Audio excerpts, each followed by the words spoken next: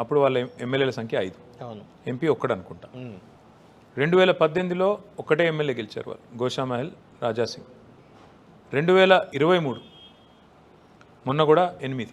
అంటే తిప్పి కొడితే 119 సీట్లు ఉండే శాసనసభలో ఎన్నడూ కూడా సింగిల్ డిజిట్ దాటలే. నెంబర్ 1. నెంబర్ 2, ఆ పార్టీలో దురంధరులు మహామహులు అనుకునేటోళ్ళందరినీ ఓడగొట్టింది టీఆర్ఎస్. అసెంబ్లీ ఎన్నికల్లో బండి సంజయ్ని ఎవరు ఓడగొట్టిండ్రు? టీఆర్ఎస్. అరవింద్ని ఎవరు ఓడగొట్టిండ్రు? టీఆర్ఎస్. రఘునందన్ రావుని ఎవరు ఓడగొట్టిండ్రు? టీఆర్ఎస్. ఈటెల రాజేందర్ గారిని ఎవరు ఓడగొట్టిండ్రు? టీఆర్ఎస్.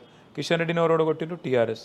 ఆ పార్టీలో ఉండే మహానాయకులు లక్ష్మణ్ గారిని ఎవరు ఓడగొట్టిండ్రు? టీఆర్ఎస్. వీళ్ళందరినీ కూడా మట్టి కనిపించింది టీఆర్ఎస్ నాయకత్వం.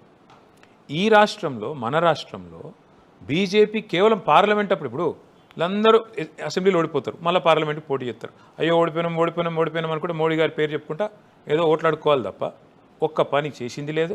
ఒక్కళ్ళు కూడా సొంతంగా ఎమ్మెల్యే గెలిచే శక్తి కూడా లేరు.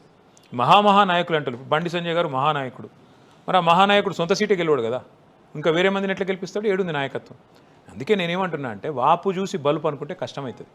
3 వరుస జనరల్ ఎలక్షన్స్లో మా సంఖ్య 63, 88, 39.